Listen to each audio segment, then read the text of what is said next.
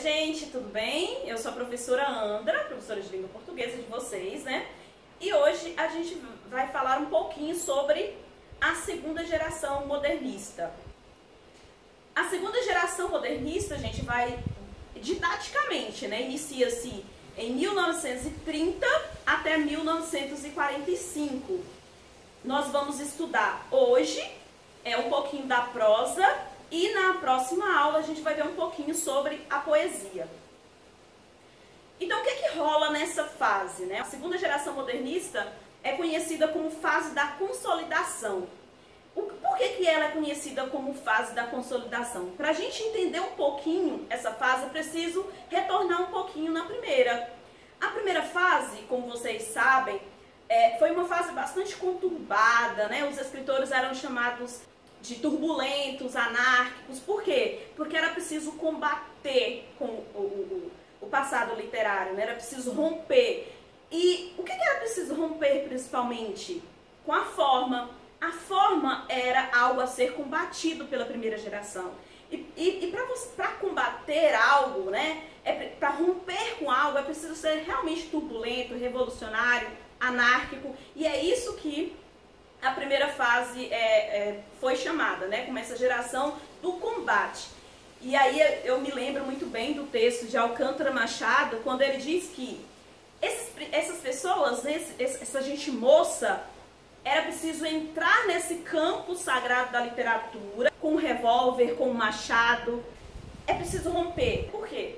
A nossa literatura era muito voltada ao passado literário, era muito voltado a tudo que a Europa construía, tudo que a Europa desenvolvia. E essa primeira geração tem essa função de buscar, de uma certa forma, a identidade nacional, né? Um dos grandes gritos dos escritores da primeira geração é a busca pela identidade nacional. E a busca pela identidade nacional inicia-se pela própria língua. Se nós moramos no Brasil, um Brasil extremamente plural, é preciso que a gente fale a língua brasileira. Essa é uma das premissas dessa geração primeira.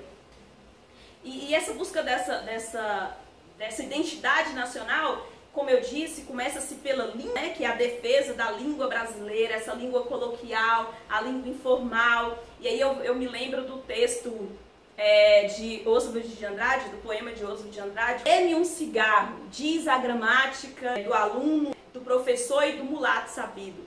Então quem é que fala essa língua formal, né, tão defendida pelos parnasianos? Pouquíssimas pessoas no Brasil. Nós vivíamos numa sociedade, e a gente vive até hoje, né, numa sociedade que não se vê no outro, né? E aí quando Mário de Andrade, lá no seu poema chamado Descobrimento, diz assim, ó, ele finaliza o seu poema dizendo: esse brasileiro, esse homem lá do norte, né, o seringueiro, é brasileiro que nem eu, e ele usa essa expressão que nem, justamente para afrontar o formalismo, para dizer que a primeira geração é combativa, né?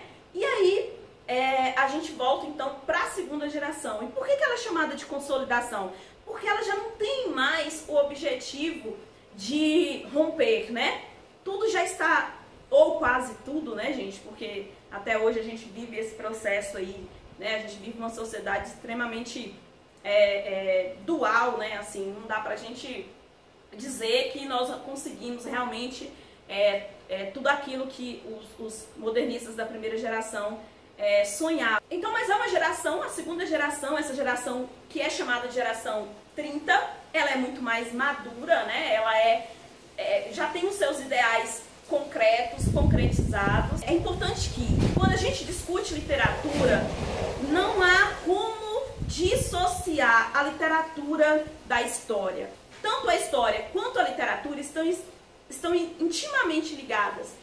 E essa segunda geração, né, tal como a primeira e tal, foi muito envolvida com o contexto histórico. Por isso que é importante, nas aulas de literatura, nas aulas de língua portuguesa, traçar esse paralelo, né, com as aulas de história. Então nós temos aqui esse contexto histórico que eu sugiro a vocês que conversem com a professora de história, né? Esse processo não é importante somente para conhecer esse contexto da segunda geração, né? Dessa geração de 1930, mas também o contexto atual. Muito do que nós estamos vivendo hoje, né, no ano de 2020, é em decorrência de 1930 até hoje. Então esse contexto histórico dessa segunda geração diz muito o que a gente vive hoje, né? Então vamos lá. O que rolou aí nessa segunda geração? Como os poetas viviam nessa segunda geração?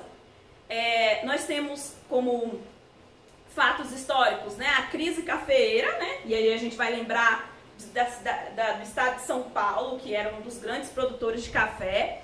E aí nós temos também a questão da política do café com leite, né? Porque em Minas nós tínhamos o leite, né? Em São Paulo o café, então tem essa política aí. E aí algo que a gente não pode deixar de esquecer, porque tudo que acontece lá fora, né? Respinga muito na nossa economia, na nossa política, na nossa sociedade, foi a quebra da Bolsa de Valores de Nova York no ano de 1929. Não deixou somente os Estados Unidos em crise. A crise acabou respingando em diversos países, tanto na economia como em todas as questões que a gente pode observar. E aí nós temos também a Revolução de 1930, é importante que vocês vejam com os seus professores de história sobre essas questões históricas. E aí, gente, depois de 1929, a gente vai ver claramente que vários fatos políticos influenciam a sociedade, né? Como, por exemplo, a ascensão dos partidos nazifascistas. Nós temos também, já lá de 1937 a 1945, a ditadura de Getúlio. E aí a gente não pode deixar de esquecer que todas essas questões influenciaram demais a escrita dos nossos escritores da época. Todas essas questões aí, o nazismo, né, esses regimes totalitários, influenciaram demasiadamente na Segunda Guerra Mundial. E os poetas não se isentaram desse processo, né? Os poetas vão escrever justamente sobre isso.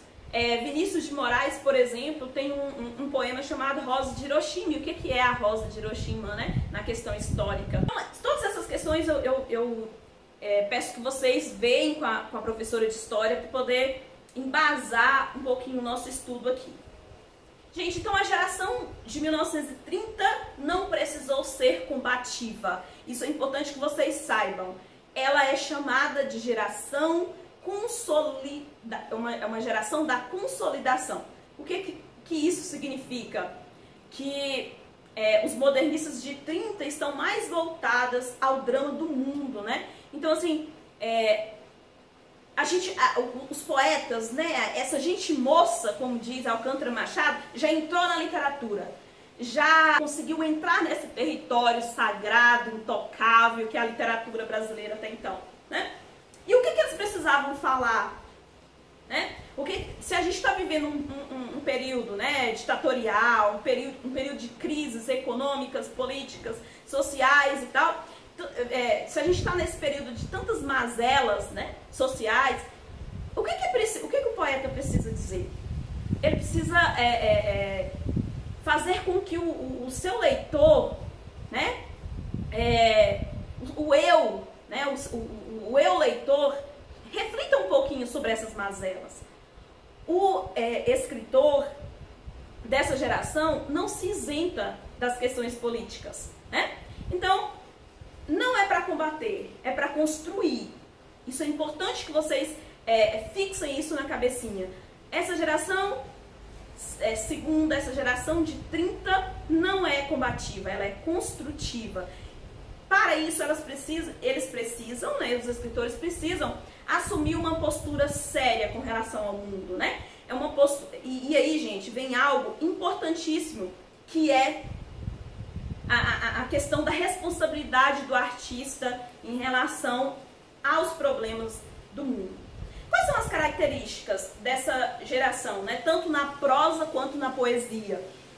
Primeiramente, é preciso dizer que didaticamente inicia-se com a publicação da obra Alguma Poesia, de Carlos Drummond de Andrade, que é um dos grandes poetas dessa geração, e não só dessa geração, mas é um dos grandes poetas do Brasil. Drummond conseguiu escrever sobre quase tudo, né? Sobre quase todas as temáticas, e escreveu com maestria e com grande responsabilidade. Ainda que ele escrevesse lá sobre a sua cidadezinha, né, Itabira, em Minas Gerais, também, mesmo que fosse da sua cidadezinha, mas a gente consegue ver um problema que ele relata lá na cidadezinha dele, a gente consegue ver a nossa. Então, por isso que Drummond é um poeta atemporal, é um poeta universal. Outra característica dessa geração é o aprofundamento em relação aos ideais e às propostas da primeira fase. Como eles conseguiram se aprofundar, né? A primeira geração defendia os versos livres, defendia uma poesia liberta das regras, dos modelos, né? Como diz Victor Hugo. E aí eles vão conseguir também isso, eles vão conseguir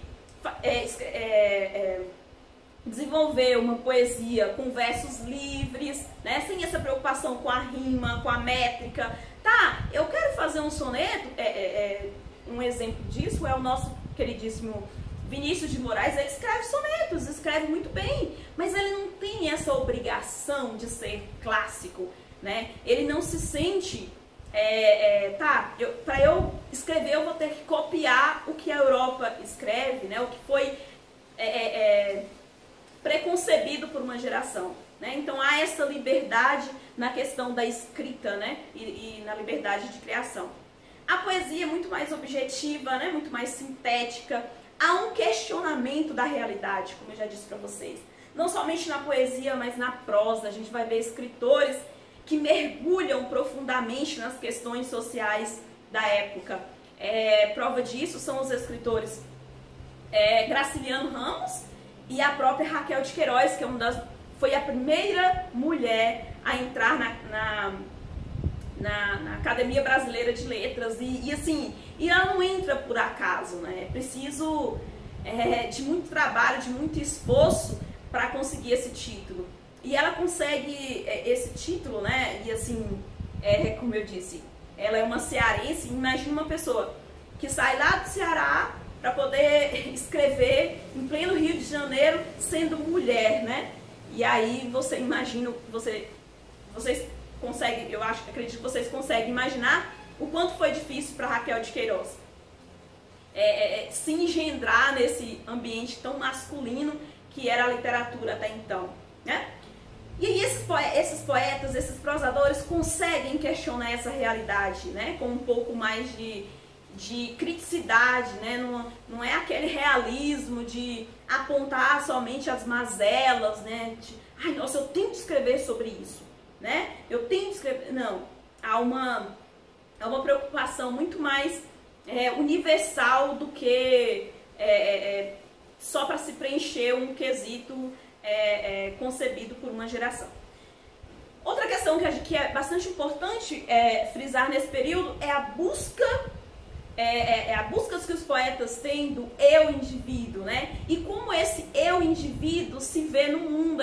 Eu vejo isso muito, eu como professora, como leitora de Drummond, eu vejo isso muito em Drummond. Drummond, ao observar todas essas mazelas, todas essas questões, seres humanos que mais parecem coisas, né? Ele brinca muito sobre essa coisificação do ser humano. Ele nos diz, é preciso pensar sobre quem sou eu nesse mundo, né? Tem um poema dele que ele, ao analisar, eu fico imaginando Drummond, assim, né, lá escrevendo lá no Rio de Janeiro, tá? Depois que ele saiu de Minas, e aí tá lá no Rio de Janeiro escrevendo e enxergando da sua janela essas mazelas, e aí ele pensou assim, e ele escreveu um verso, né? Meus ombros não suportam o mundo. Tem dia que realmente é pesado viver, né? É perigoso viver. Eu acredito que vocês aí de casa devem pensar assim, com tantas coisas acontecendo, vocês devem pensar também em algum momento. Eu não consigo suportar as dores do mundo sozinha, né? Só que aí Drummond também, né, como se engaja extremamente nessa questão social, escreve diversos outros poemas dizendo algo bastante importante, né? Se nós conseguirmos andar de mãos dadas, né? Falar sobre o tempo presente, sobre a vida presente, sobre os homens presentes, a gente consegue sobreviver, a gente consegue resistir a esse caos, né? Que se tinha não somente lá no ano de 1930, né? No ano de 1945, com a Segunda Guerra Mundial, mas hoje, né? E ele é muito bonito um dos poemas dele, chamado Mãos Dadas, que ele convida o leitor. Andamos de mãos dadas, né? Andemos de mãos dadas. Não vamos desistir, né? Esse é um convite que o Drummond faz em quase toda a sua literatura. Nesse sentido também, essa segunda geração, tanto os prosadores quanto os poetas, buscam fazer essa investigação do papel do artista. Gente, qual é o papel do artista na sociedade? Né? Esses dias eu vi um vídeo, né, de um youtuber, e ele falava assim, por que alguns artistas se calam diante das atrocidades que a gente vem acompanhando por aqui? Né? Será que esse artista realmente já investigou, já refletiu sobre o seu papel? Por que esses artistas silenciam diante dessas mazelas? Né? E aí tanto o Drummond quanto diversos escritores vão investigar esse papel do artista. O escritor Jorge de Lima diz que o artista dessa geração deveria ser um acendedor de lampiões. Mas vamos pensar um pouquinho, o que seria esse acendedor de lampiões? Né? Hoje a gente está aqui na nossa casa, cômodo, né? Algumas pessoas, né, gente, estão cômodas em suas casas, mas antigamente existia uma pessoa que passava de casa em casa acendendo os lampiões, né? Era o chamado acendedor de lampiões. Gente, o que isso tem a ver lá o que isso tem a ver com a literatura? Tudo. O papel do artista é ser um acendedor de lampiões. Ainda que na casa dele não tenha essa chama, né? Então, quantos trabalhadores aí vivem, né, construindo prédios sem ter uma casa? Isso Jorge de Lima faz muito bem em um dos seus poemas, né, chamado, inclusive, Acendedor de Lampiões. Então, a tarefa do poeta, do prosador, nesse período e até hoje, gente, é investigar isso. Observar essa realidade tão cruel que nos assola cotidianamente e dizer, né, abrir caminhos. A literatura tem essa função, né? A literatura não é feita só para ser uma disciplina lá na grade qualquer de língua portuguesa. Quando a gente lê um poema que tem engajamento social, né, um poema que fala sobre a realidade, a gente consegue se ver enquanto sujeito social, né? Enquanto sujeito que deve identificar com o outro, que deve ter um olhar em relação ao outro, tá? Então a gente, e aí por isso que todas essas gerações, por isso que os modernistas criticam muito o romantismo, né? O romantismo né, falando sobre aquelas mulheres, sobre as nuvens, sobre aquelas paisagens que nem existem, e esquecem de dizer dizer o que somos, né? Como somos. E essa investigação o artista dessa segunda geração tem, tá bom? Outra característica é a metalinguagem, né? O que é a metalinguagem? É a linguagem falando da própria linguagem. Então a poesia também vai servir para isso. Como eu disse para vocês, o Jorge de Lima escreve o poema Acendedor de Lampiões. Ele está nos dizendo como deve ser o fazer poético. Um fazer voltado para o povo, né? Voltado para o retrato dessas mazelas. Tá, vou falar de amor? Sim, posso falar de amor.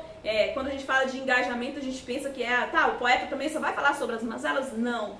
Mas a gente precisa também falar sobre todas essas questões, né? Que incomodam tanto os seres no mundo. Então, a metalinguagem é isso. A poesia explicando como deve ser a própria poesia. E aí, gente, essa segunda geração modernista é muito diversificada. tal como a primeira também, né? Os poetas, há poetas que escrevem, que tem várias características, não tem nem como a gente dizer assim, ó, Drummond é assim, Vinícius é assim, Graciliano é assim, né? Mas tem uma outra corrente bastante utilizada nesse período, que é a corrente mais intimista, e aí a gente vai ver muito em Cecília Meirelles, que é uma outra poetisa dessa geração, essa poesia mais espiritual, né, que mostra essa fragilidade do eu. Mas a gente vai ver isso só em Cecília Meirelles? Não, eu citei Cecília Meirelles só como exemplo. A gente vai ver essa corrente mais intimista também em prosadores, como Graciliano Ramos, só que de uma forma mais amena.